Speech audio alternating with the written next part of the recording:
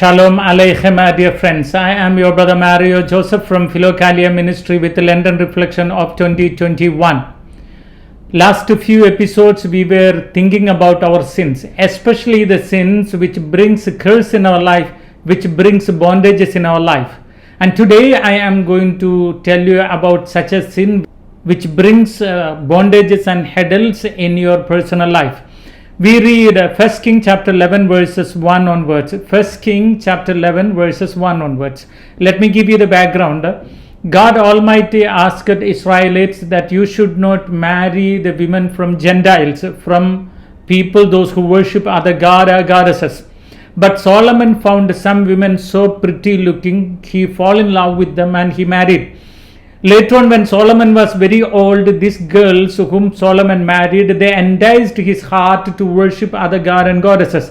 That provoked Yahweh, the original God, our God, and he says to Solomon that I will divide your country, I will scatter your country. Not only that, I will take the authority from your country and I will give it to the slaves. But at the same time, God says that I am merciful and I know your dad David, and he is so kind and gentle to me and he obeyed me. Because I loved David, I will not remove the kingdom from your hand, but I will remove it from your children's hand.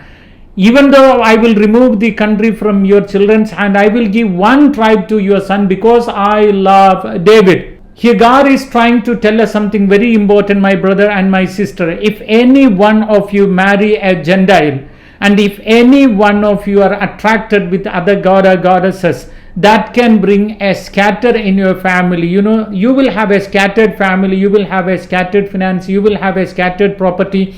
There will be destruction in everything of yours. So think, did you marry a Gentile? Or did your siblings marry a Gentile? Or did your parents marry a Gentile? What exactly happened in your life? If any of this sin is there, this is the days you must say sorry to the Lord. Not only that, God is trying to teach you something very important. David did something good in the sight of God. Now the Solomon is a sinner, but still God says, I have kindness and mercy to Solomon just because of his dad David. So my brother and sister, you want to learn something very important here. You know what? If I do something good, that will benefit my children. Even if my children are wrong, God will bless them because I have done something good. So it is a kind of investment. Every dad can invest something in the account of your children. Whether children are working or no, whether children are earning or no, they will benefit the property what you have already gathered for your children. It is not a material property I'm talking about it is a spiritual property. So if the parents are kneeling down, and if parents are lifting their hand, if parents are going through the churches, if parents are keep on praying, definitely children will be blessed, no doubt. I'll tell you one of my experience in my childhood. When my dad gave me some coin, I give to my mama. So mama was the depositing place for me. So I must have given only 5 rupees to her, but when I am in need, I can ask 100 rupees to my mom and she gives. So I will tell mama, I have already given all the money what my dad give to me. That was only 5 rupees, but I have the right to ask mama, give me 100. The same way, you please do good things on earth. Everyone, you do maximum good and collect and keep it in the sacred heart of Jesus. You know what will happen? You will die, but when your children are struggling on earth, God will give the interest of that same goodness of yours to your children, and they will be blessed abundantly. Now some of you may ask, Brother Mario, I married a Gentile girl or Gentile boy. Do you want me to separate from them now to remove the curse and hurdles in my life? No need. Please read 1 Corinthians chapter 7 verses 12 onwards. 1 Corinthians chapter 7 verses 12 onwards.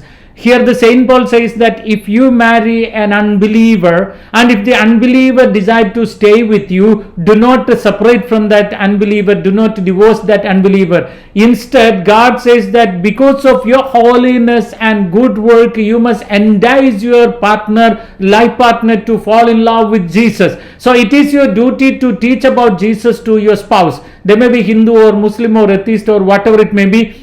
If you are a Catholic, it is your duty to teach them faith and slowly entice them to Christ.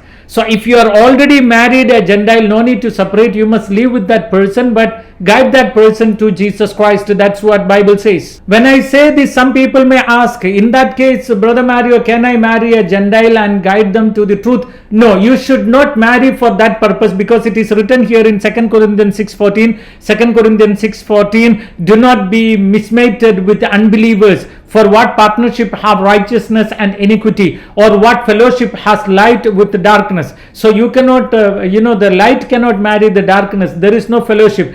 The same way, if you are holy, true Catholic, you should not marry a non-Catholic or non-believer. Suppose if you are already married, then no need to separate. You have to guide them into truth. I want you to read one more word from Holy Bible, that is Deuteronomy chapter 7 verses 3 and 4. Deuteronomy chapter 7 verses 3 and 4. Very clearly Bible says that when you are in the land which I gave to you, do not marry the people from outcast. If you marry them, they will lead your heart into that god or goddesses, and that will provoke my love, and that's how I will give you punishment. That's what the Lord says. So my brother and sister, if anyone married a Gentile in your family, say sorry to the Lord for that sin and try to get all the lost blessings. And all the parents must do maximum good that will benefit your children after your death. Even if your children are doing some mistakes, God will bless them. And never marry a Gentile, whatever it may be the reason. If they are not a non-believer, should not marry. Once if they convert into Catholic Church, then you can marry. Balance in next episode. But before ending the session, I want to tell you something very important, my brother and sister. Last 25 years I am in mission work with the Lord, and last 5 years we began a mission work called Philokalia. We are doing lot of charity work also with the same mission. And especially during this COVID, hundreds and thousands of missionaries began to suffer financially, and we are trying to do some help for missions. If you can be part of this mission, please do so. If you are inspired by the Holy Spirit to support us, here you can find our charitable account detail. May Almighty God bless you and peace be with you.